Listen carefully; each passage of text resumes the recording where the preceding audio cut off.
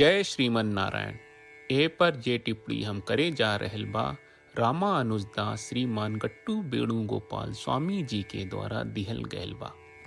अध्याय 9 राजविद्या राजगुह्योग श्लोक 14। सततं कीर्तयन्तो मां यतन्तश्च दृढव्रताः नमस्यन्तश्च मां भक्त्या नित्ययुक्ता उपासते।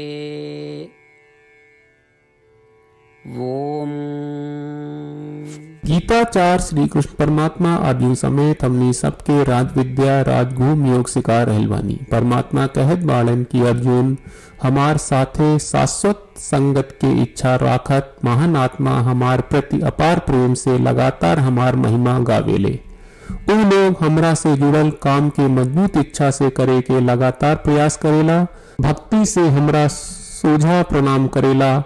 उन लोग के मन में हमरा बारे में ऐसन विचार लगातार रहेला और उ लोग हमेशा हमरा संगे रहले, हमार पूजा करेले। यही तरह श्री कृष्ण परमात्मा महान आत्मा के प्रकृति के वर्णन कर रहल बाड़े। श्री कृष्ण परमात्मा के उपदेश के मनन करत हमनी के आपन भीतर ऐसन महात्मा के स्वभाव विकसित करे के कोशिश करी जा। हमनी के श्री कृष्ण परमात्मा आ श्रीमन नारायण के प्रति अपार भक्ति या प्रेम होखे चाहिए। वो अपार प्रेम आ भक्ति से हर समय श्री कृष्ण परमात्मा आ श्रीमन नारायण की महिमा गाई जा। आई श्री कृष्ण परमात्मा आ श्रीमन नारायण की पूजा करी जा, नमन करी जा। ऐसन अवस्था बनावले राखी जा कि बिना श्री कृष्ण परमात्मा आ श्रीमन नारायण के याद कहले एक पल खातिर भी ना जी सकेली जा। श्री कृष्ण परमात्मा आ श्रीमन नारायण के गुण, दिव्य कर्म आ चमत्कारी कर्म के हमेशा स्मरण करी आ उत्साह से कर्कश आवाज में कह देई, हे श्रीमन नारायण, हे कृष्णा, हे वासुदेवा, हे गोविंदा, हे माधवा।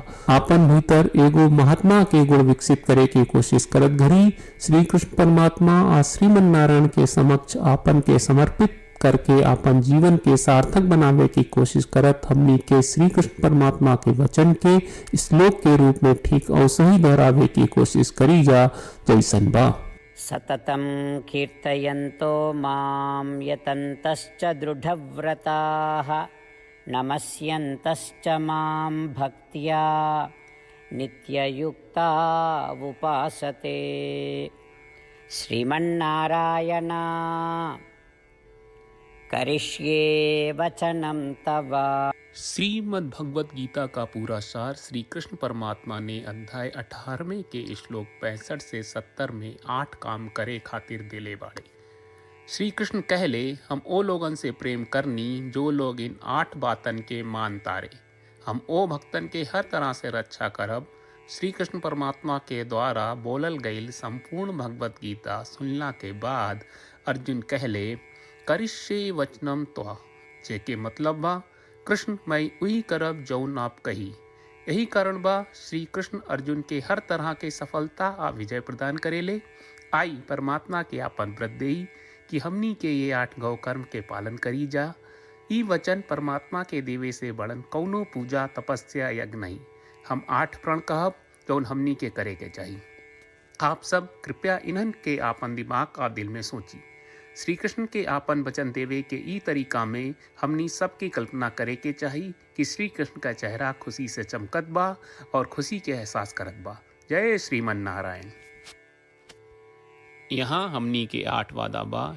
हमनी के पहला वादा, हे श्रीमन नारायण, आपका निर्देश के मुताबिक हम हमेशा तोहार ध्यान करब और तोहार बारे में सोचब।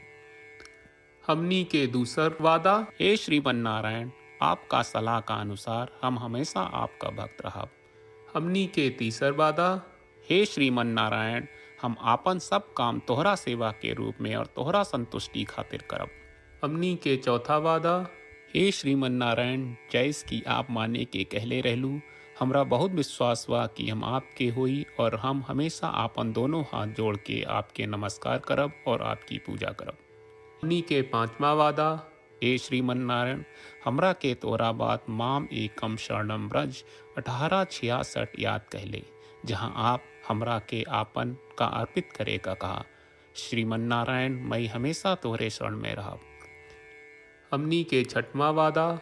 हे श्रीमन नारायण, हमरा के तोहरा बात माँ सुचहा 1866 याद कहले कि आप हमनी के शोक ना करे का आश्वासन दे रहे बड़े, हम अब और शोक ना करब।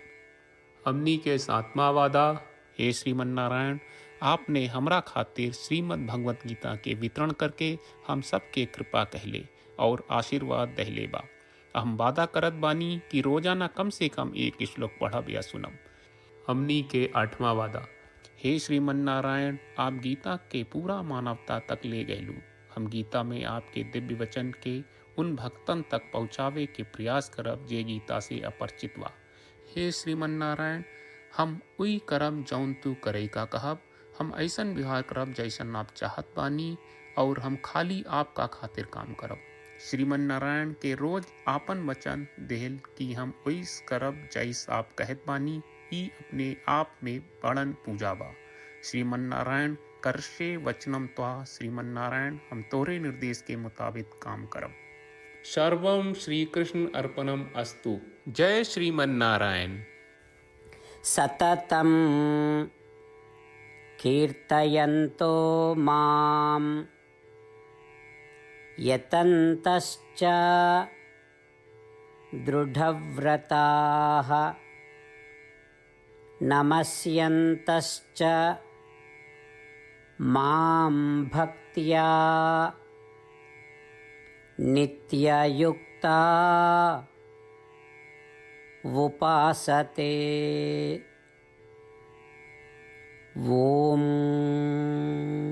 सततं कीर्तयन्तो मां यतन्तश्च दृढव्रताः नमस्यन्तश्च मां भक्त्या नित्ययुक्ता उपासते। श्रीमन्नारायण, करिष्ये वचनं तव।